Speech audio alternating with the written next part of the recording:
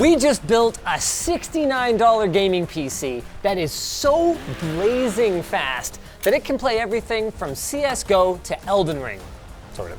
All it took was an eBay workstation with a funny name and a lucky GPU score from our friend Dude Guy Everyman on Craigslist. But what if we could give this budget beauty another boost? What new feats of potency could it reach for $169, $269, or even $420? Spoiler alert, it's gonna get really fast and you're gonna get really surprised. What isn't gonna surprise you is our sponsor, Capital One. Capital One Shopping. Thanks to Capital One Shopping for sponsoring a portion of this video. Capital One Shopping is a free browser extension designed to help you save money by instantly applying coupon codes to get you a better price. Learn more about Capital One Shopping later on in the video. Thanks to Capital One Shopping for sponsoring that portion of the video. What makes a gaming PC a gaming PC? Well, it's the GPU, obviously, right? And I mean, sure.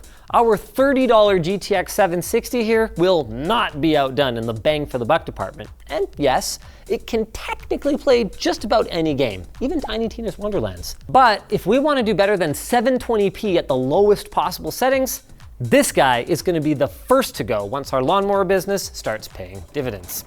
Let's look at our contenders then. At minimum, we want 4 gigs of frame buffer memory, or VRAM, and we've got $100 to spend before we hit our next price tier. That gives us options like the 1660, 1650 Super, 1060, and 970. We ended up going with a GTX 1060, simply because back when we prepared this video, RX 580 prices hadn't yet been annihilated by the Ethereum merge. So I guess I wasted $100 on this thing, and I'm gonna go grab a Radeon RX 580 from the shelf, and you should too. We went with this dual OC model from ASUS, but realistically you could go with just about any RX 580, as long as it's not one like this, where it's got both an 8-pin and a 6-pin power connector, because our power supply only has a single extra Molex, and while it does have extra SATAs, and you can get adapters like this to use a card like this one, I would not recommend this. For minimal risk of fire then, stick with the dual 6-pin to 8-pin adapter and a single 8-pin RX 580, or failing that, you could go with a 570, a 480 or 470, or even a 1060 like we had spec'd out initially. Toolless installation, and that's it. Let's play some games. This, my friends, is why we wanted 4 gigs of frame buffer. We're at 1080p high, which in Doom Eternal is basically like medium. We gaming, ladies and gentlemen. I mean, okay, it's not pinned at 60 FPS, but this is absolutely playable. Any dying that you see happening here is because of my lack of skill, not because the game is not running well enough. Okay, let's go again. Where's the bad guys at? I'm only on the first level. It did the wrong guy! Ah! This is definitely playable. And it doesn't even look, it's not like, oh yeah, we turned the details way down. It looks like absolute hot garbage. This looks fine. I think this is really impressive. But don't take my word for it. Look at these performance graphs. I mean, yeah, we're spending nearly 3 times as much on the machine compared to where we started. But there are also cases where we're getting nearly 3 times the performance. That is great value for the dollar. And we are not done. No. I mean, what is the point of rocking a brand new, to us, GPU if it's gonna get bottlenecked by our weak CPU? The bad news is the locked down BIOS on our Z420 workstation does not support the next generation of Intel Xeon chips, codenamed Ivy Bridge. The good news though is that many other boards from that era did support such upgrades, so cast off Sandy Bridge chips, even really high-end ones, are cheap and plentiful. The most powerful CPU supported by our motherboard then is the E5-2687W. In single-threaded tasks, it might not be much more powerful than our existing E5-1620, but it has double the number of cores, double the number of threads, and costs a mere $30 on eBay, with many of the listings even covering shipping within the continental US. Score! Unfortunately, this CPU runs hot enough that HP figured it needed an all-in-one liquid cooler instead of this thing. So I guess we'll need to upgrade that too. Not to an AIO though. We've talked a fair bit about how water coolers are not always better than air coolers, and this wimpy thing is a prime example. Meanwhile, the Cooler Master Hyper 212 Evo supports LGA 2011 and can be had for the very attractive price of about 20 Canadian pesos. So add about 15 real dollars to the cost of our CPU, another 5 to 10 for some thermal paste, and I'm expecting a pretty nice uplift for $50 here. What is up with this? This is a 5-pin fan connector. Oh man, I love HEDT. I love HEDT cooler installs. Take our fan, pop that on there, and now we just gotta plug, this is a 4-pin fan, industry standard.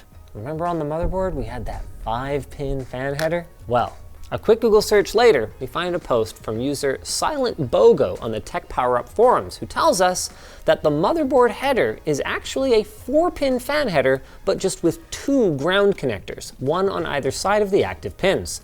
So our workaround is to take a 4-pin fan splitter and use that to make it work. Conveniently, you can find these in 2 packs on Amazon for about $5. Here's a little tech tip for you. We're just gonna pop these pins out. Then we take our connectors in the exact same order and we're gonna put them in on this side. All right, now we can take our standard fan, plug it into here, standard 4-pin connector, and we've ripped off our proprietary 5-pin connector and we can plug that into the board. Yay!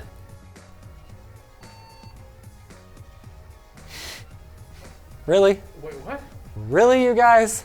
You don't tell me what cooling I need. The bad news is that this is not the only ridiculous error that could have you pressing F1 every time you want to boot your computer. The good news is that every single one of these errors has a solution that is both inexpensive and can be executed with standard household tools. But to show you how many things can cause these sorts of problems, let's go ahead and shut the system back off and unplug some stuff.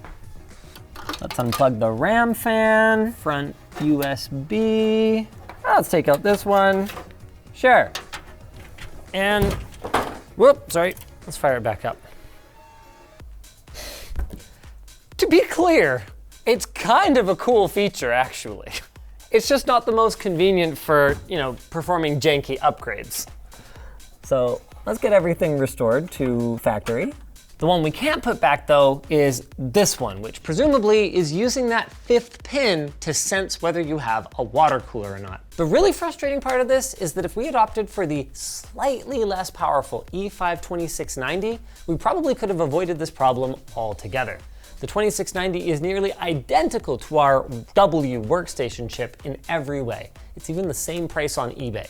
But its base clock is 200 megahertz slower, and therefore its TDP is only 120 watts instead of the 150 watt monster that we're rocking now. Thankfully, Silent Bogo chronicled their journey performing a case transplant on a similar Z620 workstation, and we were able to adapt some of their findings to help defeat the evil Lord HP BIOS. Let's walk through it, but first, let's walk through today's sponsor, Capital One Shopping.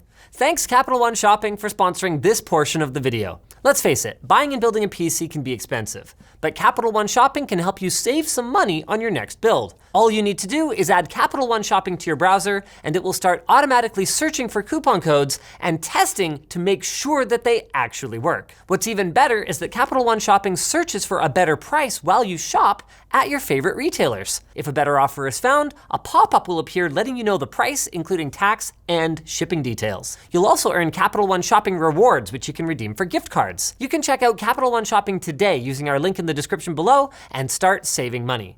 Thanks to Capital One Shopping for sponsoring that portion of the video. Let's walk through it. Silent Bogo's post mentioned that pin 1 on the CPU fan might have been the sensor for a second fan. And looking at photos of the official water cooler, it certainly appears that that cable goes somewhere instead of just looping back to ground like it does on the stock cooler. Wanna know why? Because in an air-cooled configuration, the system is only expecting 1 fan. So that extra pin, well, that goes to ground, no problem. But in a water-cooled configuration, it's expecting 2 fans. So for that reason, we actually need to jump that 5th pin to the tack pin, which is in the middle. We've already done the work. The work is sort of mediocrely done, should probably be soldered, but this is good enough for us to show you guys that it will work. The one thing to be really careful of, guys, while you're jumpering pins between each other on a fan connector is please don't connect your ground to your 12 volt. That could start a fire. Yes, yes! Ignore this extra black lead that's hanging off of here. That was from one of the early experiments when we were still trying to figure this out. Oh my goodness, still trying to figure this out. Ready? And with the CPU actually upgraded this time. Here it comes. Front chassis fan not detected. Oh, crap. The good news is there's a quick and easy solution to this. Unfortunately, it costs $40. Why do they even need a special bracket for the fan? Just put mounting holes in like everyone else. So we're not gonna buy that.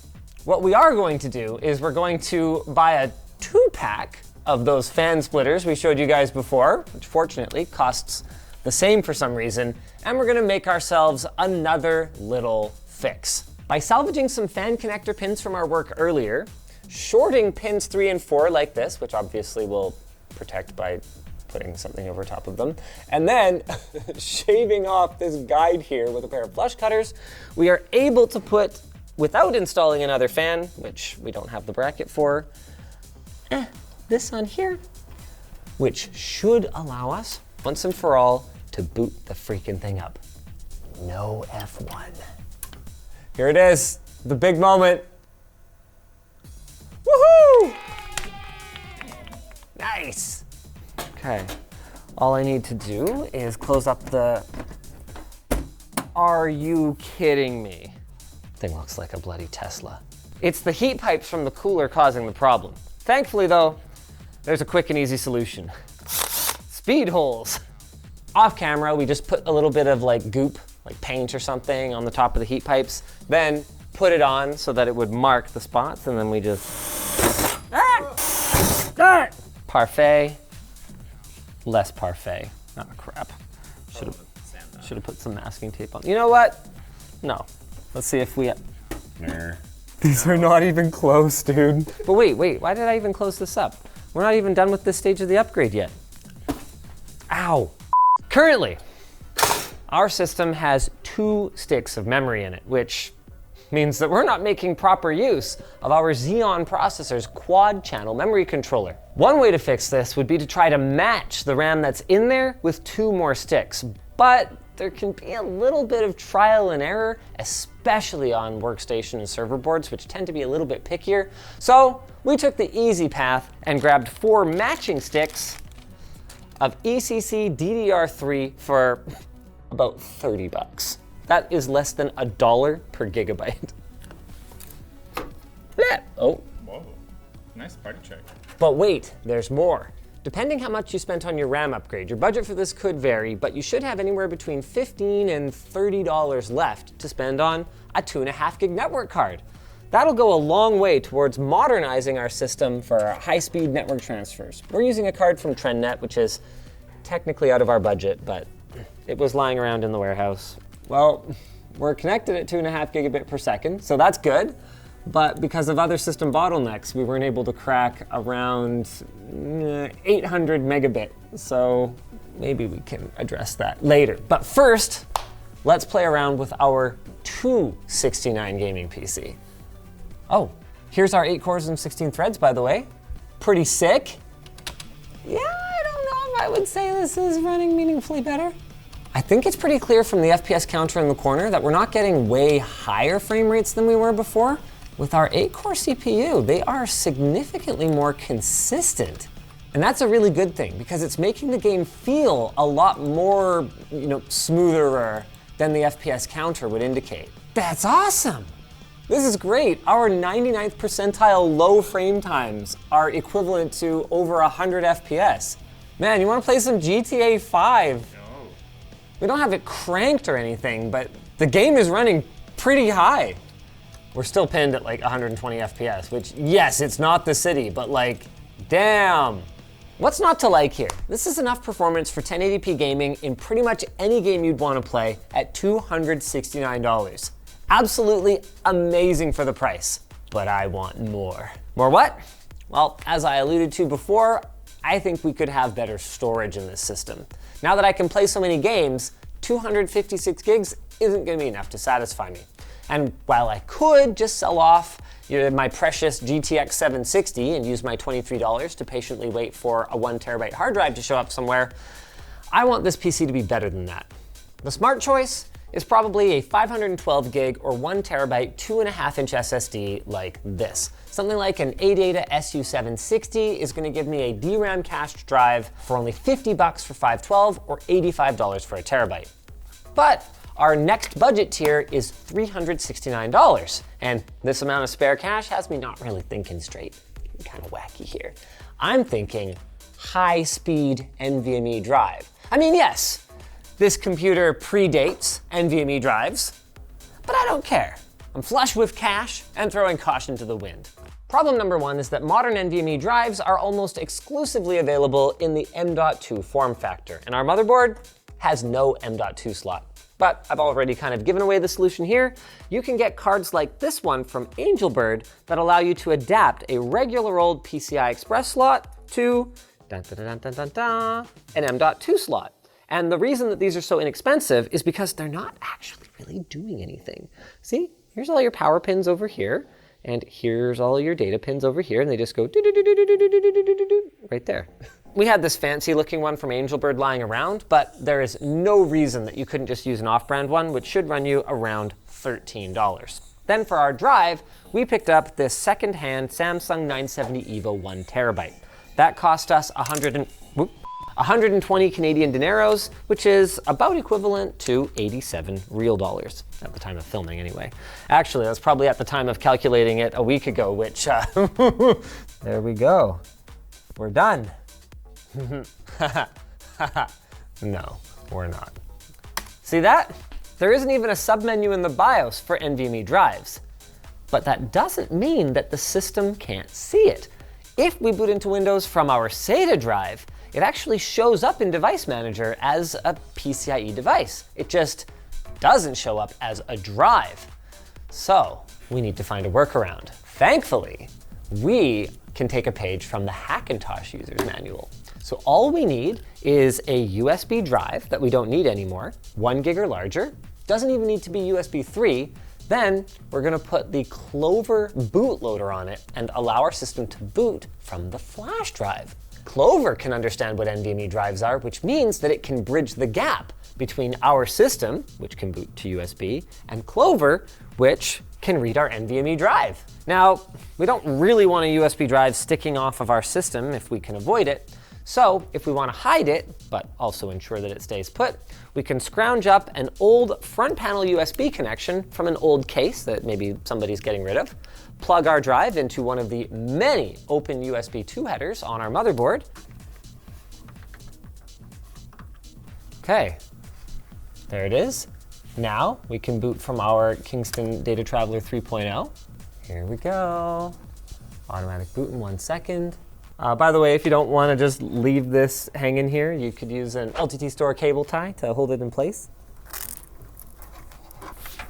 There, now it will never move. This is immediately noticeably faster. It's responsive. You know what I mean? Like let's fire up Steam, bring up Task Manager. Like this does not feel like an 8-year-old system. We're back in game now. The performance is very similar to what we had before, but that's not the point of fast storage. This is the point of fast storage. Boom, I Alt-Tab out, I'm doing stuff, I'm using my computer, I Alt-Tab, well, I make sure I hit the right window, and I'm back in my game. It's the responsiveness. That's what makes this feel like a modern new system and not something from 8 years ago. But we're not done yet. We promised you guys a $420 computer, didn't we? I was told I was getting $50 in RGB lighting, and this is what they handed me. I guess that's fair enough. At this budget, that would be a pretty stupid thing to spend another $50 on. Actually, I would probably go the route of adding a little bit more GPU power, maybe step up to something like a 5700 or something along those lines. But realistically, I don't feel like most people are gonna feel like they need to upgrade this thing. This is Cyberpunk 2077 running on basically high presets. What's our 99th percentile lows here? Like 37, 35 FPS? No, it's not perfect, but there is no question whatsoever that this is playable, which means basically you can play any game. And at this price point, that is quite the accomplishment. If you like this video, check out the first video where we built the $69 rig, or maybe the extended version of it on Floatplane. We included some too hot for our sponsors bits in there.